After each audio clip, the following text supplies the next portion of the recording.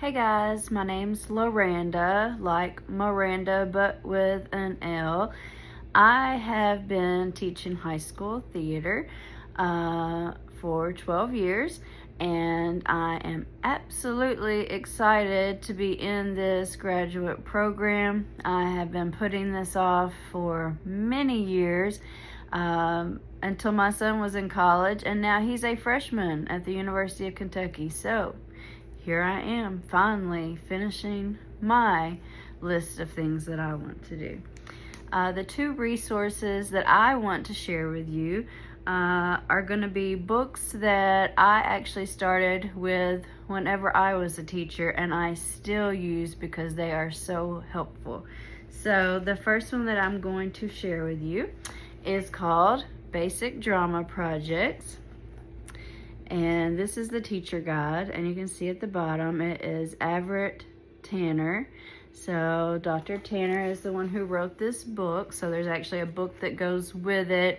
I never had a classroom set of this book, I just had this book, so that's why I know it can be useful for any classroom set of books.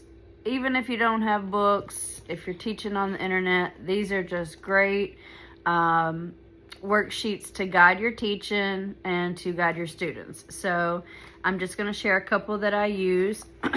This one is one that I like to use, and if you'll see here, it is for pantomime. And so at the top it would just be the purpose of the assignment, the title. They usually get to choose like something that they want to do, like playing baseball, cooking, and there's a fire happen maybe, but they get to pick a pantomime, and then they're going to list like the basic goals, like what are they trying to get across in their pantomime, because obviously they can't talk, so they're going to have the beginning, middle, and end, just like any story.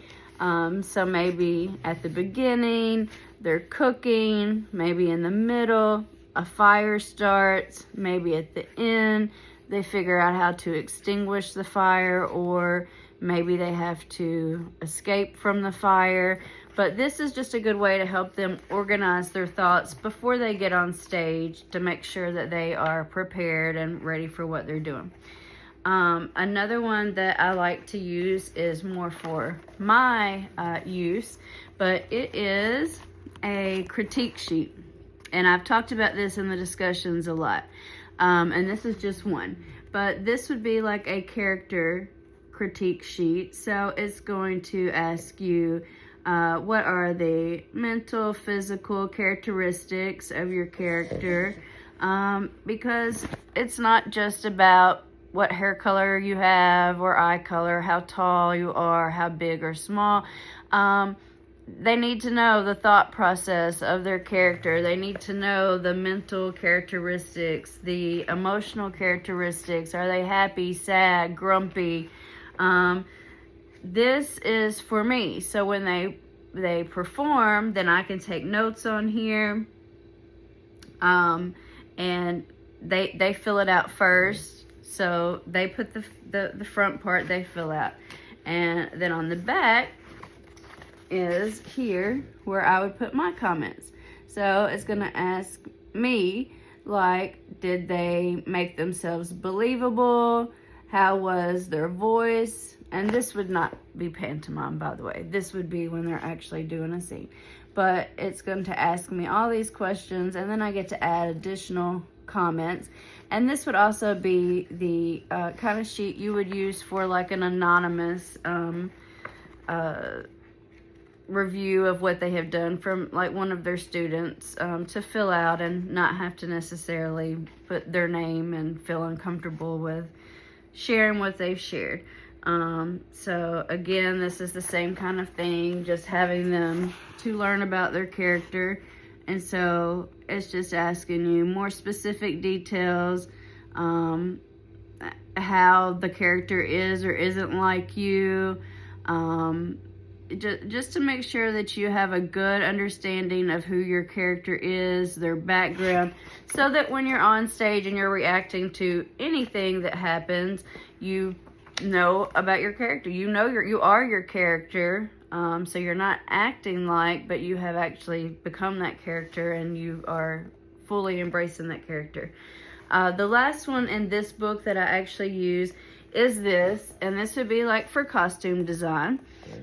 This is good for my visual learners and the ones who are more interested in the technical side of theater. But on here you can assign them a play, assign them a character, or you can let them choose a play and a character, or just let them explore. And then this is just for them to draw their costume. And of course on the back is another, at the bottom, instructors' comments. And so again, feedback I think is so important. So feedback from me, feedback from their peers, important. Okay, I'm talking too long, so I'll be fast. Second one is drama projects. I never had a classroom set of this either. I just use the teacher's resource binder. And this book, I can't find who wrote the book at this moment, but it also has good worksheets that you can use. And I realize we're like in technology world now, but you can always upload these. This is vocal exercises, and so it will give you like examples of like, try being a teenager or an old person or someone that's scared. And so then you'll do that, and of course on the back it has where you can again leave feedback. And then my favorite one in here is casting a play. So the one that they use is Death of a Salesman. And you choose which character you would portray, and then you actually go ahead and cast the other characters using the students in your classroom. So it's nice to see how observant your students have been, why they would pick certain people to play certain roles, and just their whole thought process. And then you can compare and contrast like what other students said and how many chose the same person to portray each character, and maybe why they all chose that same person.